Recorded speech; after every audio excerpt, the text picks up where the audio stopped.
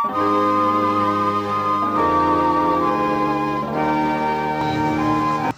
hari ini ada dua, kita membentuk aliansi besar Purwakarta. Nah, kebijakan-kebijakan di ABP tersebut bukan hanya terkait dengan ketenagakerjaan, sosial, budaya, atau kesejahteraan masyarakat.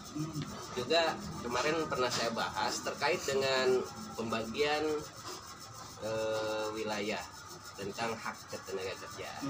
Saya bilang kalau bisa warga Purwakarta bisa lah 60% ya domisili Kabupaten Purwakarta, 40%-nya kita bisa untuk di luar Kabupaten Purwakarta. Dan saya rasa itu tidak terjadi saat itu ya.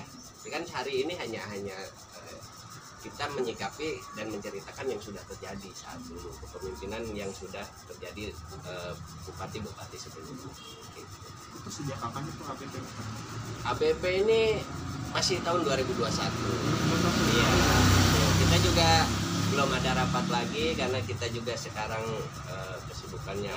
Harapan kami supaya buruh ini tidak selalu meminta kebijakan pada pemerintah. Kalau seandainya emang ada wakil buruh yang duduk di DPRD atau di pemerintahan daerah, jadi seenggak-enggaknya kita ini bisa memberikan masukan langsung sama pemerintah dan kita bisa memberikan kebijakan-kebijakan terhadap kesejahteraan para buruh di Purwakarta. Itu khususnya lebih khusus ke situ nantinya.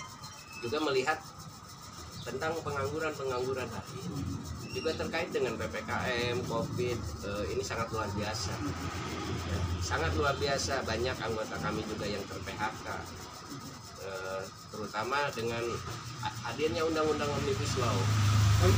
Ya, sangat merugikan. Ya, kita komitmen juga sangat konsisten untuk PPMI ya. Secara internal kita tetap menolak undang-undang Cipta Kerja. Kita meskipun sudah disahkan.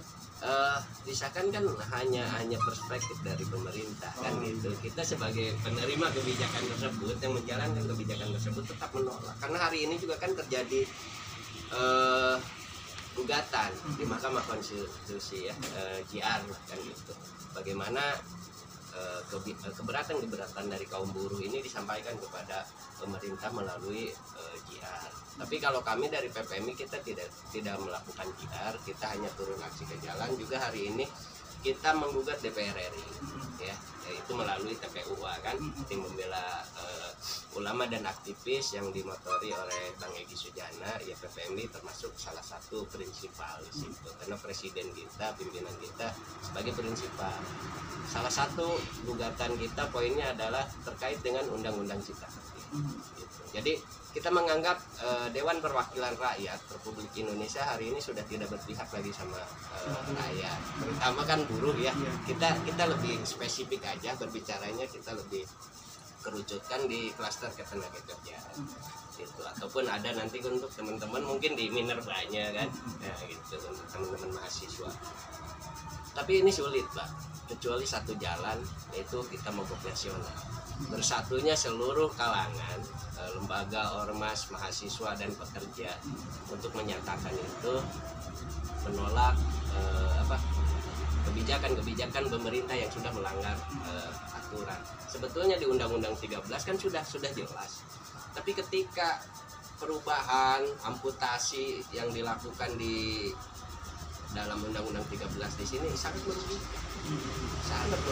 Makanya kita waktu itu seminggu sekali turun ke Istana Negara sampai tanggal 8 kita bareng kan sama BEM atau HMI juga di sana di Jakarta. Banyak mahasiswa sampai terjadi pembakaran di situ kan. Itu adalah aksi puncak dari gabungan kita. Setelah itu ya kita seperti kesannya jalan masing-masing, tapi tetap tujuannya sama, menolak, tapi tidak terkoordinir dengan satu. Jadi disinilah kesulitan kita. Kita ini berbeda bendera, berbeda kepentingan, tapi untuk satu tujuan. Yang sulitnya itu tidak ada koordinatornya, dan tidak ada untuk komando satu komando.